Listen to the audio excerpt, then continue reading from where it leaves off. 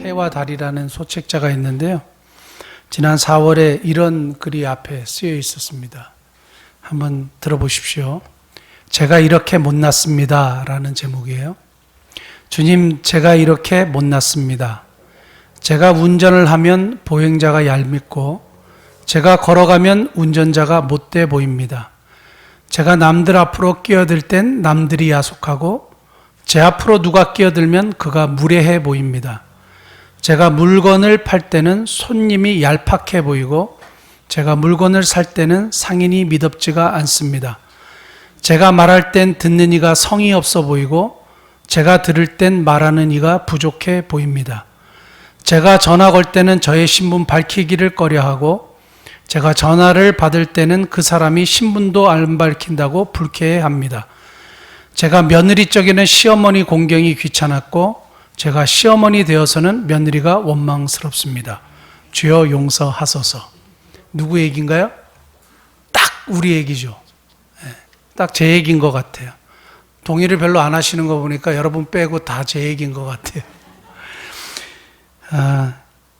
자꾸 이 세월이 가면 갈수록 느껴지는 것은 정말 인간은 이기적인 존재구나 하는 것을 느끼게 돼요. 성경의 말씀이 너무 정확한 거죠. 요즘엔 더 심해지고 있는 것 같아요. 이렇게 제가 항상 교보문고나 이런 그 서점에 가가지고 베스트셀러의 책들을 보면 여전히 지금도 베스트셀러 에세이에 등장하는 이야기 중에 하나가 뭐냐 하면 자기 자신을 위로하는 거예요. 내 자신을 사랑하는 거예요. 괜찮아. 그리고 네가 더 중요해. 네가 소중해. 틀린 말은 아니지만 맞는 말이 아니에요. 그 성경의 가르침이 아니거든요. 물론 우리가 우리 자신을 사랑해야 되는 것이 중요하죠. 그런데 나 자신만을 사랑하게 되면 극단적인 이기주의로 흐를 수밖에 없어요. 근데 우리 인간은 참 이기적인 것 같아요. 그래서 다른 사람을 공감하기보다는 내 감정이 앞서죠. 내 생각이 앞서고 내가 더 중요하게 되죠. 그렇게 되면 그 안에 하나님이 존재하실 공간이 없어져요. 사랑하는 성도 여러분, 우리가 꼭 우리 얘기와 같은 이런 얘기를 들을 때에 한번 우리 자신을 좀 돌아보실 수 있는 그런 은혜가 있기를 원합니다. 저는 오늘 너무 유명한 말씀 오병이어 사건을 통해서 우리 목민목회, 우리 목민교회, 목민목회가 도대체 뭐냐 이런 것들을 여러분들하고 또 한번 나누고 싶은데요. 너무 유명한 이야기죠. 그런데 오병이어의 역사가 왜 유명한지 아세요? 마태복음, 마가복음, 누가복음, 요한복음, 사복음 속에 다 기록되어 있어요. 그래서 성경을 좀 읽으신 분들은 오병이어를 항상 들었어요. 그래서 더 익숙한 거예요. 이것이 왜 사복음서에 다 기록되었느냐? 초대교회에서 이 사건을 굉장히 소중하고 중요한 사건으로 봤어요. 이것이 계속 반복되는 것은, 성경에서 반복되는 것은 이건 굉장히 중요한 일이기 때문이에요. 우와, 5,000명이 먹었대, 놀라운 일이야, 기적이야, 이게 이렇게 하고 끝날 문제가 아니란 얘기예요. 그러니까 여기서 주시는 하나님의 메시지가 굉장히 중요한 메시지가 있다는 것을 우리에게 보여주는데요. 저는 오늘 우리가 익숙하게 알고 있는 이 오병이어의 역사를 통해서 우리 목민목회가 무언가 여러분들하고 한 3가지를 좀 나누고 싶습니다. 본문 배경을 보면 우리가 잘 아는 대로 남자 5,000명이 물고기 2마리, 2어, 그리고 보리떡 5개, 5병, 그래서 5병2어 이렇게 하지 않습니까? 왜 아직도 5병2어인지 모르시는 분이 계실까요? 병, 떡병자를 쓰고 물고기 어자를 쓰는 거죠. 그래서 2마리의 물고기를 2어라고 하고 떡 5개를 5병이라고 하는 거죠. 그래서 5병2어의 역사라고 우리가 이야기하는데, 이 5병2어의 역사로 남자가 5,000명을 먹었습니다 이렇게 얘기하고 있습니다. 근데 죄송하지만 그 당시에 사람들 계수법은 여자하고 아이들을 포함을 안 시켰단 말이에요. 그래서 본문에 인구가 도대체 얼마 정도 되었을까? 최하 2만 명은 되었을 거라고 보통 일반적으로 봐요. 아이들과 여자들 합치면 2만 명은 되지 않았겠느냐 이렇게 보는 거죠. 그 60세 이상도 계수에 포함이 안 되니까 할아버지 할머니들 만약에 계셨으면 2만 명은 충분히 되지 않았겠느냐 이렇게 보는 거죠. 그러니까 어마어마한 숫자가 먹은 거예요. 5천 명을 사실 먹은 게 아니고 2만 명이 먹은 사건이에요. 그리고 12바구니가 남았다는 얘기죠. 그러니까 말도 안 되는 마치 신화와 같은 이야기가 오늘 오병이어의 사건입니다. 제자들이 예수님께 와가지고 예수님 우리가 이렇게 하나님 나라를 전파하고 저희가 이런 일들을 했습니다. 그리고 열심히 사역하고 돌아왔습니다 하니까 제자들 보니까 너무 열심히 사역하고 하니까 밥도 못 먹고 그냥 계속 지금 미루고 있는 거예요. 그래 우리 한적한 곳으로 가서 좀 쉬자 하고 예수님이 제자들을 좀 쉴 수 있도록 배를 타고 한적한 곳으로 이렇게 가게 된 거죠. 갔는데 무리가 보니까 어디로 가는지 보이는 거예요. 그래서 이 사람들이 어떻게 했느냐? 달려갔다 그랬어요. 성경 한번 보십시오. 이 사람들이 예수님이 가는 거 보고 배로 가는 길이 빠른 장소면 배로 가는 게 빠르겠죠. 근데 걸어가지고 달려가지고 갔다는 것은 이 사람들이 얼마나 빨리 그곳에 갔는지 알 수 있는 그들의 모습이에요. 그러니까 굉장히 갈망하고 갈증이 있었고 예수님을 만나고 싶었고 예수님의 역사를 보고 싶었던 사람들이 그러니까 도보로 달려서 거기까지 간 겁니다. 그래서 거기까지 갔는데 거기에 사람들이 꽉 차 있는 거죠. 2만 명이면 어마어마한 숫자거든요. 그래서 그 2만 명이 있는 걸 보면 원래 목적 배를 타고 어디로 가려고 그랬어요? 한적한 곳으로 가려고 그랬죠. 그럼 그곳에 뭐 하려고 그랬습니까? 음식도 먹고 쉬러 갔어요. 그런데 거기에 사람들이 꽉 차 있으면 어떻게 돼요? 배를 돌려야죠. 배를 돌려서 한적한 곳을 또 찾아야 되는데 여기서 아주 중요한 단어가 하나 나옵니다. 6장 34절. 6장 34절 같이 읽겠습니다. 예수께서 나오사 큰 무리를 보시고 그 목자 없는 양 같음으로 인하여 불쌍히 여기사 이에 여러 가지로 가르치시더라. 여기서 보시면 큰 무리를 보셨다 그래요. 우리 목민 목회, 목민 이야기할 때 굉장히 중요한 단어가 무리라는 단어인데요. 이 무리는 어떤 무리냐? 성경에는 무리를 두 가지로 나눠요.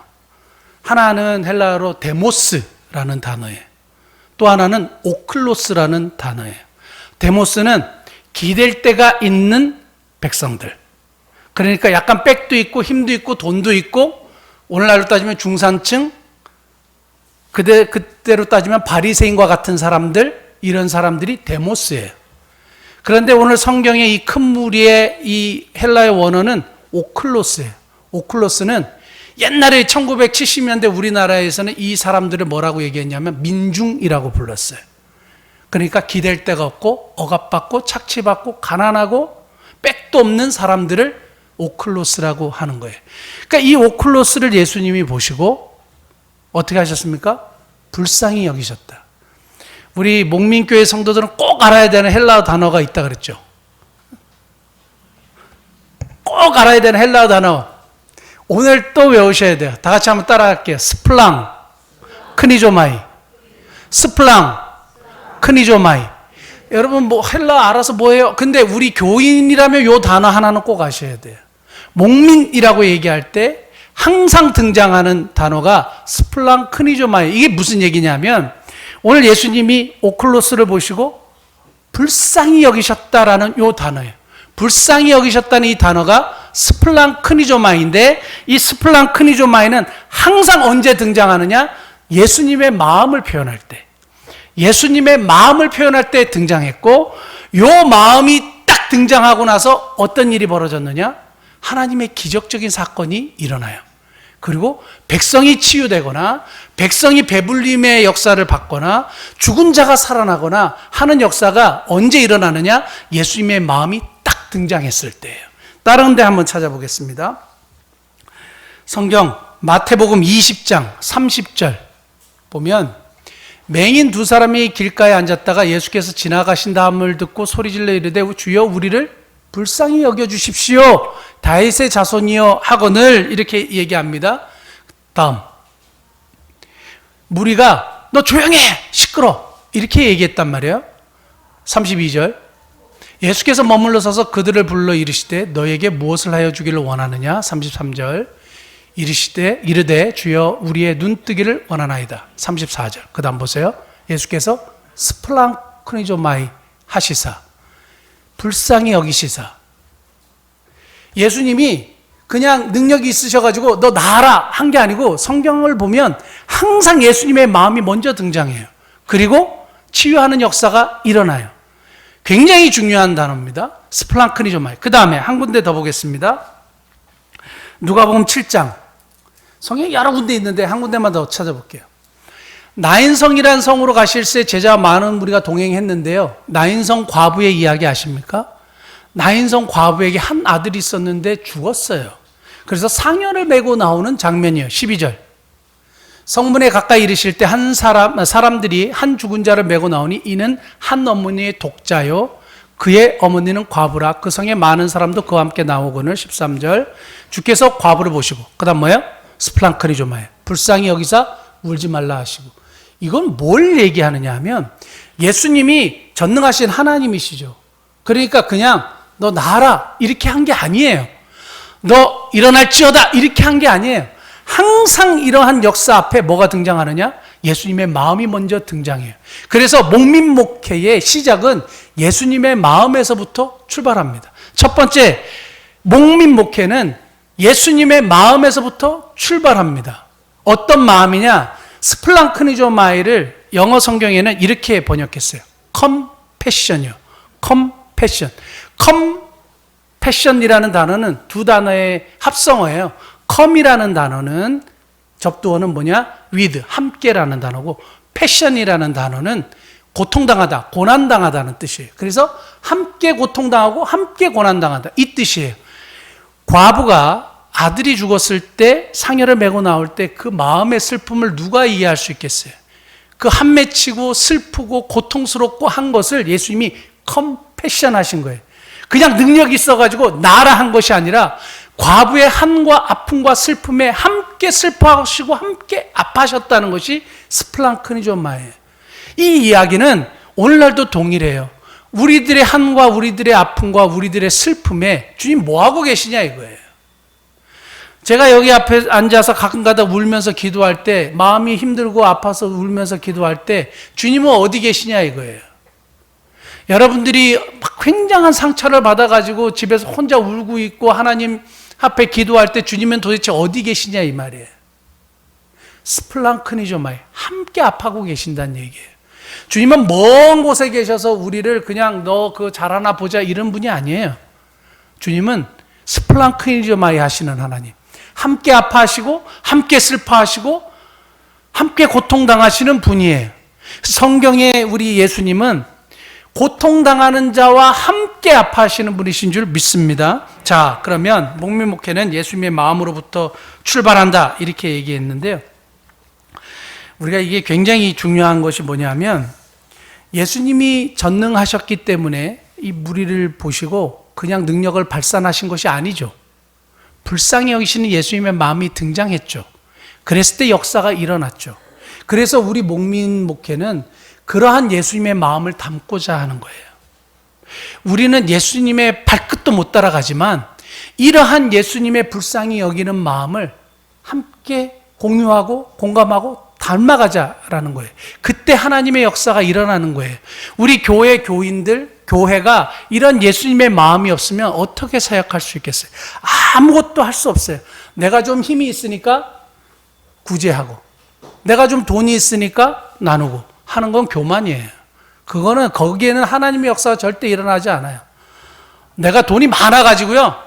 좀 도와주지. 안 됐다 하고 이렇게 나누는 거는 그건 구제도 아니고 아무것도 아니에요. 그건 자기를 드러내는 거예요. 거기에는 하나님의 역사가 절대 일어나지 않아요. 그럼 언제 하나님의 역사가 일어나느냐? 예수님의 마음이 등장할 때요. 저와 여러분들의 사역과 우리들의 목회 속에 예수님의 마음이 등장할 때 하나님의 역사가 일어나는 거예요. 제가 이번에 소망의 집 바닷가 갔다가 돌아오면서 한 목사님하고 통화를 했어요. 원주를 지나면서 갑자기 생각이 나가지고 저희 교회 올해 초에 재정 예산을 세울 때에 우리 미래자립교회 한 군데를 더 돕겠다 하고 이제 당회에서 얘기가 됐고, 여러분 기억하실지 모르겠지만 재직회에서도 통과가 됐던 얘기예요. 그런데 제가 이번에는 좀 진짜 열심히 하는 미래자립교회 목사님 교회를 돕고 싶은 거예요. 그래서 아무리 찾았는데 잘 안 찾아져요. 근데 제가 소개를 받아서 원주의 참 행복한 교회라는 교회의 목사님하고 통화를 했어요. 30대의 젊은 목사님이고 아이가 셋이에요. 그런데 부인하고 열심히 목회해요. 근데 몇 명이냐? 교인이 5명이래요. 코로나 이후에 4명 오셔서 지하에서 예배 드린대요. 근데 목사님이 너무 밝아요. 목사님이 너무 밝아요.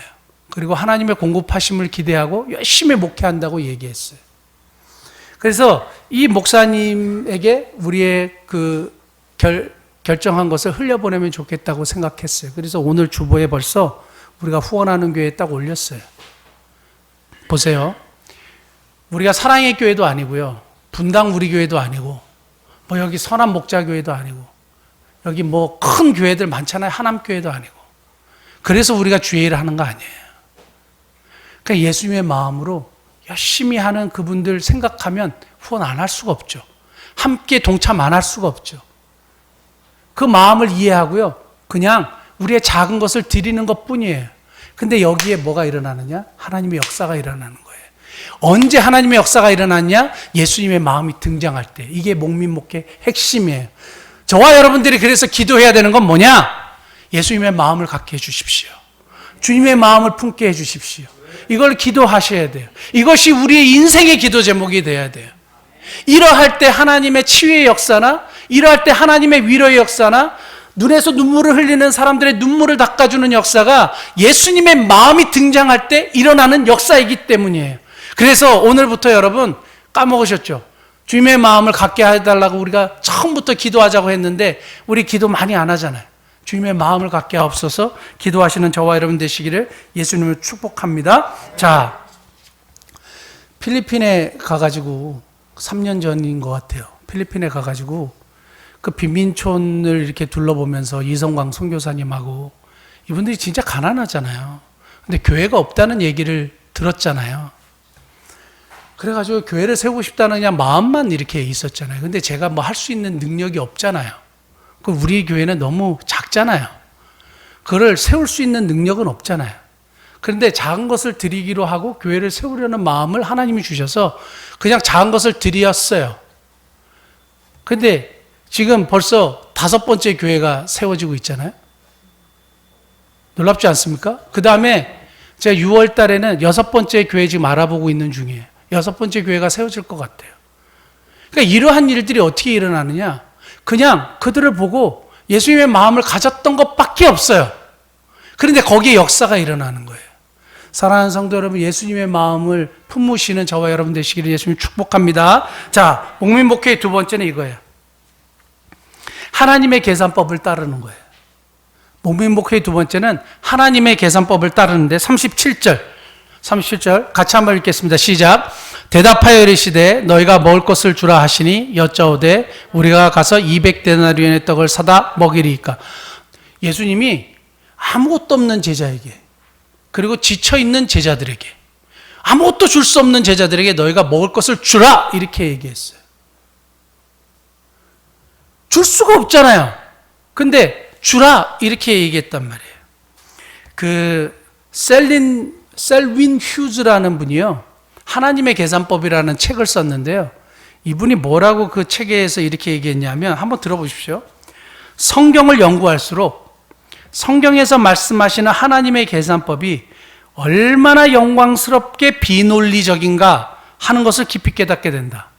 무슨 말인지 다시 한번 들어보세요. 성경을 연구할수록 성경에서 말씀하시는 하나님의 계산법이 얼마나 영광스럽게 비논리적인가 하는 것을 깊이 깨닫게 된다. 수학에서는 5 플러스 2는 뭡니까? 7이다. 그러나 성경에서는 5 플러스 2는 5000 플러스 알파다. 이해되십니까? 5 플러스 2는 7이 아니에요. 5 플러스 2는 5000 플러스 알파예요. 2만 플러스 알파라는 얘기예요. 이게 하나님의 계산법이에요. 그래서 목민목회는 뭐를 따르느냐? 하나님의 계산법을 따르는 거예요. 인간의 이성과 눈에 보이는 수학을 따르지 않아요. 그렇게 되면 하나님의 역사를 우리는 볼 수가 없어요. 이성적으로 판단하고 수학으로 계산하고 그래갖고 답이 나오고, 하나님의 역사는 그렇게 해석할 수 있는 부분이 아니에요. 신앙의 세계는 우리 이성을 초월하는 거죠. 신앙의 세계는 과학으로 증명될 수가 없어요. 왜냐하면 초과학적이기 때문에 그래요. 근데 왜 자꾸 이거를 이성적으로 끌어내려가지고 판단하고 이해하려고 그러고 그게 안 되면 안 믿으려고 그러고 왜 이러한 것들이 우리 속에 생겼는지 잘 모르겠어요. 5 플러스 2는 5천 플러스 알파예요. 5 플러스 2는 2만 플러스 알파예요. 이게 하나님의 계산법이에요. 이걸 믿고 따르는 것이 목민목회고 우리 교회가 나가는 일입니다. 제가 하도 많이 얘기해가지고 여러분들이 이 얘기하면 또 저 얘기야 그럴 수 있는데 우리에게 정말 너무 멋진 일이 있었잖아요. 재정 7,000원이었을 때 코로나 초창기에 17교회를 도왔던 얘기를 다 알고 계실 거예요. 이게 너무 멋진 얘기인데 우리 교회가 헌금했죠. 우리 교회는 한 교회밖에 안 도왔어요. 다시 말씀드릴게요. 우리 교회는 한 교회밖에 돕지 않았어요. 근데 17교회 도왔잖아요. 이게 뭐예요? 하나님의 계산법이에요. 다시 말씀드릴게요. 우리 교회가 17교회 도운 거 아니에요. 우리 교회는 한 교회 도왔어요. 한 교회에 월세를 내준 것밖에 없어요. 그런데 총 17교회를 도왔다고요. 이게 하나님의 계산법이라고요. 아직까지 감이 잘 안 오세요? 작은 일, 너희가 먼저 먹을 것을 주라. 그냥 그 말씀을 듣고 그냥 작은 것 하나 시작했는데요. 하나님께서 그 일들을 하나님의 계산법을 이루어 가시는 것을 보면 놀랍기 그지 없습니다. 제가 처음에 그 필리핀에 작은 도서관 세운다고 이야기할 때에 제가 우리 그 운영위원회도 우리가 얼마나 할 수 있을지 해보라고 이렇게 얘기했을 때 일단은 답이 없었어요. 그리고 우리 목민선교에서 그냥 소정의 헌금만 드렸을 뿐이에요. 그런데 지금 지난번에 우리 그 영상을 통해서 보였듯이 후원 물품이 쏟아져 들어와요. 우리한테는 안 들어오지만 다른 선교단체로 쏟아져 들어와요.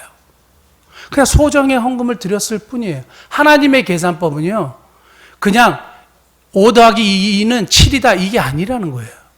하나님의 역사는 오병이어의 역사예요. 그래서 5,000명이 먹고 배부르게 먹었다 그랬어요. 2만 명이 먹고 배불리 먹었다 그랬어요. 이것이 하나님의 계산법이에요. 인간의 이성적으로는 도저히 해결할 수 없는 부분이죠. 그러니까 제자들이 우리랑 똑같은 것 같아 보면, 아니 너희가 먹을 것을 주라 하니까, 아니 이 많은 인구가 200데나리온이나 있어도 이 사람들을 먹이질 못합니다. 이렇게 이제 얘기를 하지 않았습니까? 200데나리온은 얼마인지 아세요? 한 데나리온이 1일 노동자 품삯이니까 오늘날로 따지면 10만 원이라고 따지면, 노동자 품삯 요즘 10만 원도 아니라 한 20만 원 해야 된대요. 20만 원으로 따지면 2, 4, 4천만 원이에요. 예수님에게 제자들에게 4천만 원의 돈도 없을 뿐만 아니라 그 마을로 들어가서 사 먹게 하시죠. 이렇게 하는 이성적인 것을 발휘했단 말이에요. 근데 제가 그 학생들 데리고 이렇게 많은 그룹들 데리고 식사를 하러 여러 번 이렇게 해봤거든요. 수십 명을 수용할 수 있는 식당이 별로 없어요. 지금 이렇게 발전한 시대에도요. 수십 명을 수용할 수 있는 식당들이 없어요. 근데 그 당시에 2만 명이 한꺼번에 마을로 내려가요. 2만 명을 수용할 수 있는 식당이나 음식이나 공급이 되겠어요? 될 수가 없어요. 이거는 해결될 수 있는 부분이 아니에요. 사람들은 자꾸 이성적으로 뭔가 해결하려고 그래요. 돈으로 해결하려고 그래요. 근데 거기에는 절대 해답이 나오지가 않아요. 맞습니까? 소망의 집에 제가 그 간식을 사들고 이렇게 가잖아요. 그럼 가끔 가다가 요 앞에서 만두집에서 만두를 사갖고 가는데요. 만두가 준비된 게 없어요. 그래서 그거를 싹쓸해가지고 갈 때가 있어요. 공급이 안 돼요. 소망의 집에 20명 사가지고 그래서 몇십 인분 사갖고 가는데도 공급이 안 돼요. 근데 2만 명이 마을로 내려가요. 마을로 가서 사 먹게 하시죠. 공급이 안 돼요. 옛날에 마을에 무슨 인프라가 있어가지고 2만 명을 어떻게 먹여요? 될 수 있는 부분이 아니에요. 그런데 사람들은 자꾸 이성적으로 하려고 그래요. 자꾸 돈으로 계산하려고 그래요. 5 더하기 2는 7이야. 이걸 계속 주장해요. 그러면 하나님의 역사를 볼 수 없어요. 사랑하는 성도 여러분, 우리 미사목민교회는 정말 작은 교회지만 하나님의 계산법을 따르는 교회입니다. 그래서 하나님의 역사를 보는 교회입니다. 그것을 분명히 이해하시면 좋겠습니다. 저희 교회는 제가 우리 장로님들에게도 그리고 여러분들에게도 한번 말씀드렸지만 예산을 세우지 않습니다. 왜 예산을 안 세우느냐? 하나님이 주시는 것을 이거 얼마 들어오겠지? 헌금이 얼마 들어오겠지? 저는 옛날에 교회 다닐 때는 그게 굉장히 불만이었어요. 하나님이 정말 교회를 사랑하시고 부어주시고 주시면 이걸 어떻게 우리가 예상하고 거기에다 예산을 짜지? 도저히 저는 아직도 이해가 안 가요. 그래서 우리 교회는 예산을 하지 말자 그랬어요. 그리고 하나님 주신 걸 결산만 하자 그랬어요. 저는 그게 바른 거라고 지금도 믿어요. 왜 우리가 이성적으로 자꾸 수학적으로 자꾸 계산하려고 그런지 모르겠어요. 그래서 이렇게 쓰고 그럼 그냥 우리가 하는 거예요. 거기는 하나님의 역사가 없어요. 그냥 우리가 헌금 내고 우리가 그 예산 안에서 우리가 그냥 사역하는 거예요. 그러지 않습니까? 자, 그런데 이러한 하나님의 계산법을 따를 때 우리가 정말 중요하게 조심해야 될 게 있어요. 요한복음 6장 9절 한 번만 띄워주시겠습니까? 같은 사건을 요한복음에서는 이렇게 얘기합니다. 여기 한 아이가 있어 보리떡 5개와 물고기 2마리를 가지고 있나이다. 그러나 그것이 이 많은 사람들에게 얼마나 되겠사옵나이까. 당연한 얘기죠. 보리떡 5개와 물고기 2마리가 이 사람들에게 얼마나 되겠사옵나이까. 이게 우리들의 고백이죠. 우리들의 이성이고 우리들의 현 주소죠. 그렇죠? 그런데 이 보리떡 5개와 물고기 2마리가 주님의 손에 들려졌을 때 오병이어의 역사가 일어났죠. 하나님의 계산법이 움직이기 시작했다는 겁니다. 자, 그러니까 정말 중요한 것은 이것으로 뭘 할 수 있을까? 이게 아니에요. 이것으로 뭘 할 수 있을까? 이게 아니에요. 이것이 주님이 사용하시느냐 아니냐 이것이 더 중요한 거죠. 하나님의 계산법은 주님이 사용하신다는 전제 아래서 우리가 보는 거예요. 우리 성경 한 번만 찾아볼게요. 출애굽기 4장 2절. 하나님께서 모세를 부르셨어요. 하나님께서 모세를 부르실 때 모세한테 뭐라고 얘기했냐면 네 손에 있는 게 뭐냐? 이렇게 얘기했어요. 그러니까 모세가 지팡이입니다. 지팡이는 뭐야? 나무 막대기예요. 네 손에 있는 게 뭐냐? 지팡이입니다. 그냥 나무 막대기에 불과해요. 자, 7장 20절. 그런데 이 지팡이를 하나님께서 하나님의 영광의 도구로, 이적의 도구로 사용하겠다고 말씀하시고, 그래서 열재앙 때 항상 등장하는 게 뭐냐면 지팡이에요. 제가 두 군데만 찾아볼게요. 7장 20절. 모세와 아론이 여호와께서 명령하신 대로 행하여 바로와 그의 신하의 목전에서 뭐요? 지팡이를 들어 나일강을 치니 그 물이 다 피로 변하고. 지팡이는 나무 막대기에 불과해요. 그런데 치니까 나일강이 피로 변했다 그랬어요. 한 군데 더 찾아볼게요. 10장 13절. 모세가 애굽 땅 위에 그 지팡이를 어떻게 해요? 들매 여호와께서 동풍을 일으켜 온 낮과 온 밤에 불게 하시니 아침이 되매 동풍이 메뚜기를 불어들인지라. 자, 지팡이는 나무 막대기에 불과해요. 근데 하나님이 이것을 사용하셨어요. 그러니까 열재앙의 도구로 뭐가 사용되느냐 하면 이 지팡이가 사용돼요. 그리고요, 그 유명한 출애굽할 때 홍해를 갈렸을 때 사용된 게 뭔지 아세요? 지팡이에요. 14장 16절. 지팡이를 들고 손을 바다 위로 내밀어 그것을 갈라지게 하라. 이게 뭐예요? 지팡이에요. 사실 지팡이가 갈른 건 아니죠. 지팡이가 갈른 건 아니죠. 하나님의 능력이 갈르셨죠. 지팡이라는 도구를 통해서요. 네 손에 들고 있는 게 뭐냐 이거예요. 나무 막대기인데요. 오케이, 내가 그걸 사용할게. 네가 가지고 있는 게 뭐냐 이거예요. 네가 주라 이거. 물고기 2마리하고 보리떡 5개인데요. 이게 도대체 뭘 할 수 있을까요? 그걸 사용하시겠다 이거예요. 중요한 것은 이거죠. 이게 정말 주님이 그것을 사용하시느냐 사용하시지 않느냐가 중요한 거예요. 이걸 뭘 할 수 있을까요? 이것이 우리의 현 주소지만 이걸 기꺼이 주님 앞에 내어놓는 거예요. 이게 정말 필요한 겁니다. 그러므로 목민목회는 하나님의 계산법, 하나님이 일하시는 것, 그것을 믿고 나아가는 겁니다. 마지막 3번째. 목민목회는 순종과 드림으로 완성돼요. 순종과 드림으로 완성됩니다. 요한복음 6장 9절 다시 한번 띄워주시겠습니까? 요한복음 6장 9절 보면 여기 한 나이가 있어 보리떡 5개 물고기 2마리를 가지고 있나이다. 그러나 그것이 이 많은 사람들에게 얼마나 되겠사옵나이까. 이게 어떻게 일어난지 아세요? 너희가 먹을 것을 주라 하니까 제자들이 이게 뭘 어떻게 해야 될지를 모르겠죠. 뭘 가진 게 없으니까. 그러니까 예수님께서 뭐를 가지고 있는지 한번 살펴봐. 이렇게 얘기하셨어요. 우리 성경 한번 볼까요? 37절. 37절. 대답하여 이르시되 너희가 먹을 것을 주라 하시니 여짜오되 우리가 가서 200데나리온의 떡을 사다 먹이리까. 이르시되 너희에게 떡 몇 개나 있는지 가서 보라 하시니 알아보고 이르되 떡 5개와 물고기 2마리가 있더이다.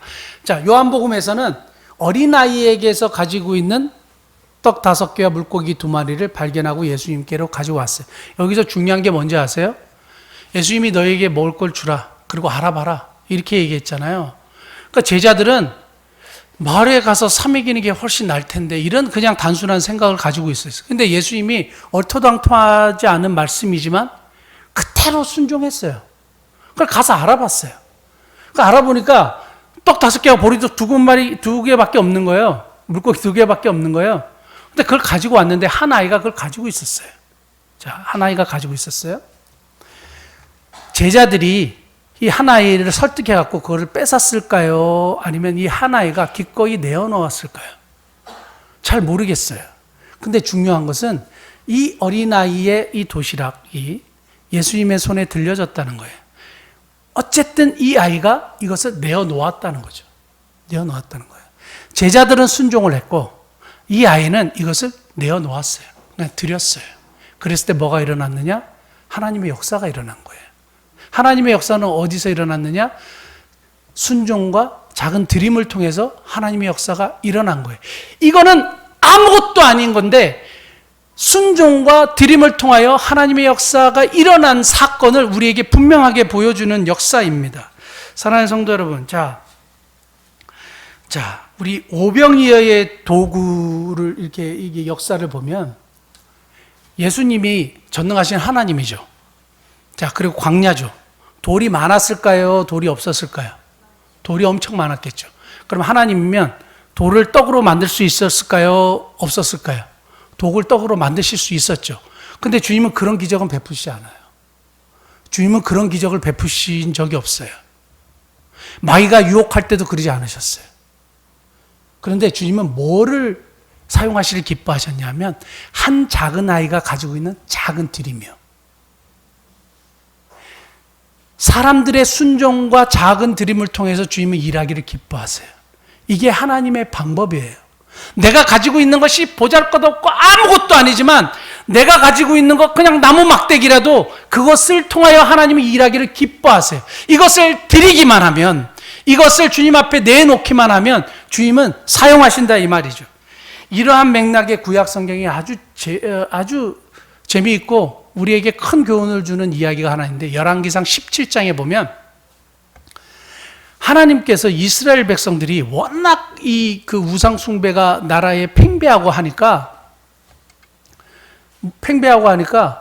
하나님께서 엘리야를 통해서 가뭄을 선포하셨어요. 가뭄을 선포하셨는데 열왕기상 17장입니다. 17장에 보면 가뭄을 선포하셨는데 하나님께서 엘리야에게 어디로 가라고 말씀하신지 아세요? 사르밧으로 가라 그랬어요. 그리고 한 과부에게 보냈어요. 한 과부에게 보냈는데 그 과부가 부자였을까요? 아주 가난한 과부였을까요? 아주 가난한 과부예요. 아주 가난한 과부예요. 왜 부자에게 안 보내고 이 가난한 과부에게 보냈냐? 어느 정도냐면 찢어질 정도로 가난한 과부였어요. 그리고 이 여인을 만나게 됩니다. 그래서 이 여인에게 얘기합니다. 나를 위해서 떡 한 덩이를, 작은 떡 한 덩이를 만들고 물을 좀 주시오. 이렇게 얘기했어요. 그러니까 이 과부가 뭐라는지 아세요? 나뭇가지를 이렇게 줍다가 만난 거거든요. 엘리야를. 나뭇가지를 줍다가 뭐라 그랬냐면 사실은 지금 나뭇가지를 주워가지고 지금 우리 집에는 가루 한 움큼과 기름 조금 있습니다. 그래서 이걸 가지고 마지막으로 밥을 해먹고 떡을 해먹고 내 아들과 죽으려고 했습니다. 이렇게 얘기했어요. 그러니까 엘리야가 뭐라 그랬냐면 그걸 사용해서 나에게 먼저 작은 떡덩이 하나를 만들어 갖고 와라. 이렇게 얘기해요. 엘리야는 하나님의 말씀을 듣고 당당하게 가난하지만 그 여인에게 요청했어요. 그 작은 떡덩이 하나를 만들어 갖고 물과 함께 가지고 와라. 얘기했어요. 그리고 뭐라고 얘기하는지 아세요? 그러면 하나님께서 그 가루가 다하지 않고 병의 기름이 마르지 않도록 역사하시겠다고 말씀하셨다. 이렇게 얘기했어요. 우리 열왕기상 17장 한 번만 찾아볼게요. 14절 이스라엘의 하나님 여호와의 말씀이 나 여호와가 비를 지면에 내리는 날까지 그 통에 가루가 떨어지지 아니하고 그 병에 기름이 없어지지 아니하리라 하셨느니라. 15절 같이 읽겠습니다. 그가 가서 엘리야의 말대로 하였더니 그와 엘리야와 그의 식구가 여러 날 먹었으나, 여기 아주 중요한 단어가 나와요. 말대로 하였더니. 엘리야는 하나님의 말씀대로 순종했고 이 여인은 엘리야의 말대로, 엘리야를 통한 하나님의 말씀대로 했더니 여러 날을 먹었지만 가루가 닿지 않고 기름이 마르지 아니하는 역사를 보게 돼요. 16절 같이 읽겠습니다.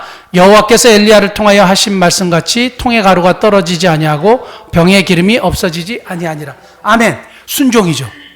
순종이고 작은 드림이죠.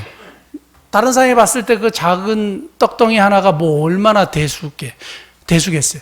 근데 엘리야가 꼭 그 집에 가서 그걸 요청해야 될까요? 이것은 사르밧가브를 향하신 하나님의 축복의 메시지예요. 하나님의 축복의 메시지예요. 만약에 하나님께서 오늘 여러분들에게 도전하시고 너희가 주라 할 때 제가 뭐 가진 게 뭐 아무것도 없는데요. 이런 반응으로 하시면 안 돼요. 제가 드리는 5,000원으로 뭘 할 수 있을까요? 그렇죠. 그거는 우리의 현 주소죠. 그러나 하나님의 손에 들리면 그것이 다른 문제가 된다는 거예요. 여러분 순종하고 드리십시오. 그러면 하나님이 하나님의 역사를 보여주실 겁니다. 이것이 우리 아무도 아멘 안 하시네. 순종하고 들으시면 하나님의 역사를 보시게 될 거예요. 저는 교회에 막 헌금하라고 얘기하는 거 아니에요. 여러분들이 하나님의 일에 기꺼이 드릴 때, 작은 것이라도 드릴 때, 네 손에 뭐가 있느냐? 지팡인데요. 그거라도 기꺼이 하나님 앞에 내어놓을 때 하나님이 사용하신다는 거예요. 사사기 3장 30절에 보면 삼갈이라는 사람이 나오는데 삼갈이 가지고 있었던 게 딱 하나예요. 소모는 막대기요. 근데 하나님이 그걸 사용하셨어요. 그래서 이스라엘을 구원하셨어요. 소모는 막대기를 도대체 뭘 하겠어요? 근데 하나님이 이스라엘을 구원하는 도구로 사용하시는 거죠. 5,000원으로 뭘 하겠어요? 근데 거기에 하나님의 계산법이 있어요. 5 더하기 2는 7이 아니라 2만 플러스 알파라니까요. 이것이 하나님의 역사입니다. 저는 우리 목민 목회 정말 중요한 예수님의 마음으로부터 시작하는 것 너무너무 중요하고, 하나님의 계산법을 따르는 것 정말로 중요하고, 목민 목회는 무엇으로 완성되느냐? 우리들의 순종과 작은 드림으로 완성되는 그러한 역사를 함께 맛보는 저와 여러분 되시기를 예수님으로 축복합니다.